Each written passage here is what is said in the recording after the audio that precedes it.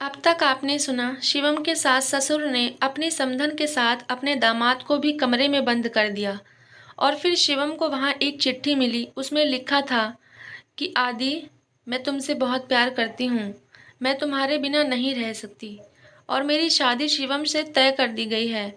मैं उससे शादी बिल्कुल भी नहीं करना चाहती।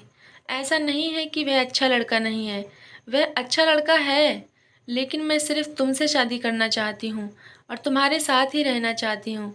अगर तुम मेरी ज़िंदगी में नहीं तो और कोई नहीं। प्लीज़ मेरे जाने के बाद अपना ध्यान रखना और अपने साथ कुछ भी गलत मत करना। मैं किसी और की नहीं हो सकती, इसलिए मैं जहर खा रही हूँ, जिससे मैं 3 से 4 घंटे में ही इस दुनिया को छोड़कर चली जाऊँगी। अपना ख्याल रखना और मेरे मम्मी पापा को भी संभाल लेना। इतना पढ़ते ही शिवम और उसकी मम्मी को सारा माजरा समझ में आ गया और उन्हें पता चल गया कि इसमें गलती हमारी कुछ भी नहीं है, लड़की की गलती है। उसने ही ज़बरदस्ती जहर खाया था क्योंकि वह किसी और से प्यार करती थी। शिवम ने तुरंत ही अपने फ़ोन से 100 नंबर पर फ़ोन लगाया और पुलिस को बुला लिया। पुलिस वालों ने आकर जांच पड़ताल की और वह लिखित चिट्ठी भी पढ़ी, जिसमें सब बातें साफ साफ लिखी थी।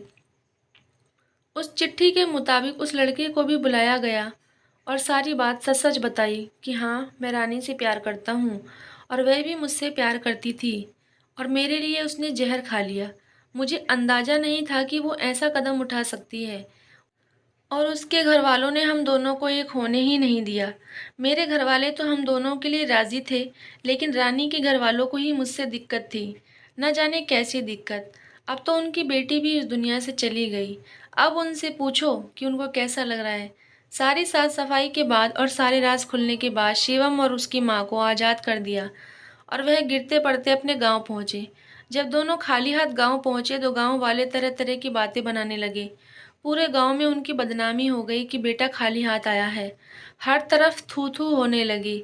इस पर मालकिन को बहुत गुस्सा आने लगा और वह पागल की भांति हरकतें करने लगी।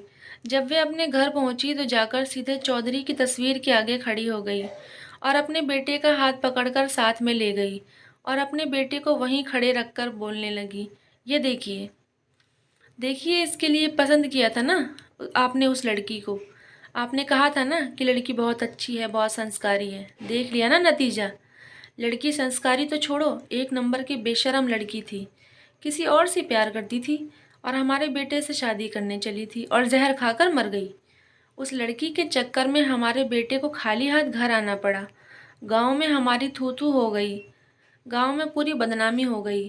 तभी दरवाजे पर दस्तक हुई और वह बूढ़ी भिखारिन फिर से आई और बोलने लगी, अब तो तेरी बहू भी आ गई होगी। तेरे बेटे की शादी हो गई, अब तो कुछ खाने को दे दे, बहुत भूख लगी है। वह 4-5 कुत्ते फिर से आए थे और अपनी पूंछ हिला हिलाकर मालकिन से शादी की मिठाई मांग रहे थे और खाना खाने को मांग रहे थे। लेकिन मालकिन आज बहुत गुस्से में थी क्योंकि पूरे गांव में उसकी बदनामी और थू थू हो चुकी थी। उसने बूढ़ी भिखारिन को घर से ही धक्का दे दिया और कहा, नहीं है यहाँ कुछ। सारे कुत्ते और वह बूढ़ी भिखारिन घर से चली गई और मालकिन फिर से अपने बेटे के साथ चौधरी की तस्वीर के सामने खड़ी हो गई। तभी तेज हवा चलने लगी और चौधरी की तस्वीर दीवार पर बहुत बड़े फ्रेम में लगी थी। वह जाकर नीचे गिर गई और उसके कुछ टुकड़े मालकिन के हाथों में जाकर लगे। शिवम दौड़कर अपनी माँ को अस्पताल लेकर गया और उनका इलाज करने लगा। उससे पहले ही वह बूढ़ी भिखारिन फिर से उनके दरवाजे पर गई और उससे माफ़ी मांगने लगी कि मैं अब दोबारा फिर से तुम्हारे घर पर नहीं आऊँगी। इतने में कलावती नाम की एक नौकरानी अंदर से आई और कहने लगी, मालकिन अभी अभी हॉस्पिटल गई है, यहाँ कोई नहीं है। तभी बूढ़ी भिखारिन ने कहा, वे आए तो मुझे एक बार मिलवा देना। कलावती नाम की नौकरानी ने उस बूढ़ी औरत को धक्का दिया और वह किसी पत्थर से टकरा गई और उसे सब याद आने लगा। घर को देखकर चौंक गई क्योंकि याददाश्त चली गई थी उसकी। और नौकरानी कांच के शीशे उठाने लगी जो चौधरी की तस्वीर से टूटकर नीचे गिरे थे। चौधरी की तस्वीर को देखते ही उस बूढ़ी भिखारी ने कहा, ये तो विजय चौधरी है ना। इतना सुनकर नौकरानी ने एक थप्पड़ बूढ़ी भिखारिन को मारा और कहा, शर्म नहीं आती, सुसरी साहब का नाम लेती है। आखिर क्या राज था जो वह बूढ़ी भिखारिन ही जानती थी। उसे सारा माजरा समझ में आ गया और वह दौड़कर हॉस्पिटल की तरफ जाने लगी।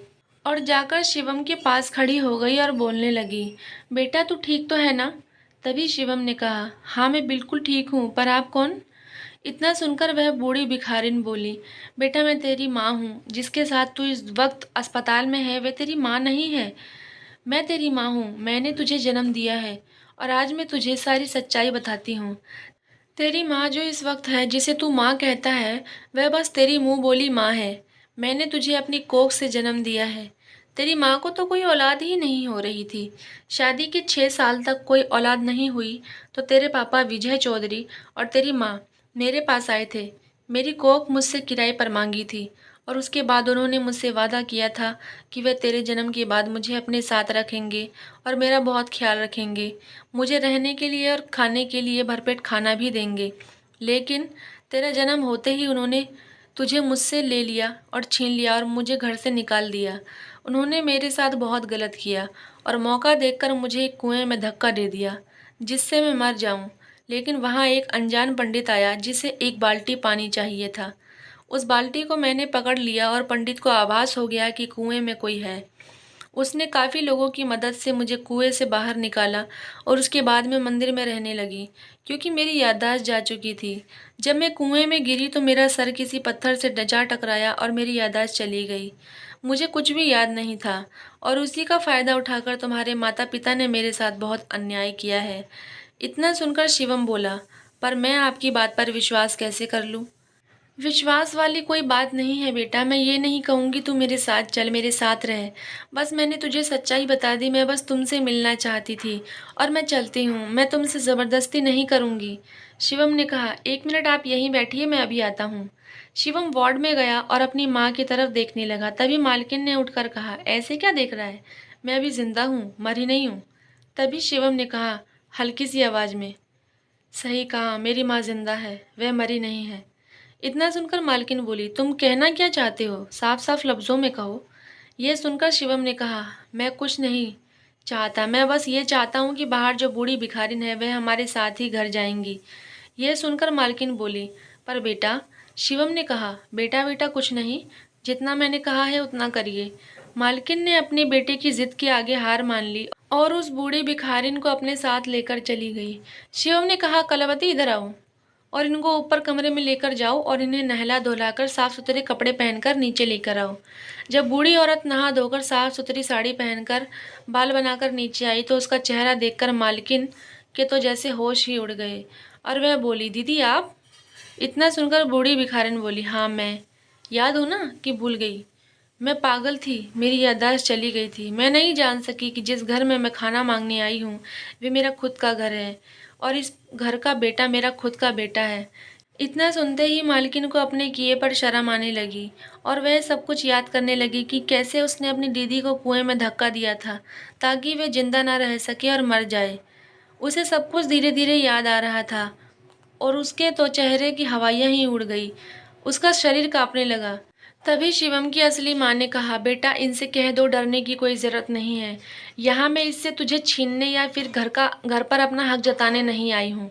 मैं बस तुझसे मिलने आई हूँ। मौके की अहमियत को समझते हुए मालकिन ने बूढ़ी भिखारिन के पैरों में गिरकर उससे माफ़ी मांगी और माफ़ी मांगकर कहा, दीदी मुझे माफ़ कर दो, मैंने बहुत बड़ी गलती कर दी। अब से मैं आपके साथ ऐसा कुछ भी नहीं करूंगी, बस एक आखिरी बार मुझे माफ़ कर दो। शिवम की जन्मदाता माँ ने मालकिन को माफ़ कर दिया और सबके साथ में मिलकर रहने लगी। तो दोस्तों कहानी कैसी लगी कमेंट करके ज़रूर बताएं। अच्छी लगी हो तो वीडियो को लाइक और चैनल को सब्सक्राइब ज़रूर करें। मिलते हैं अगली कहानी में।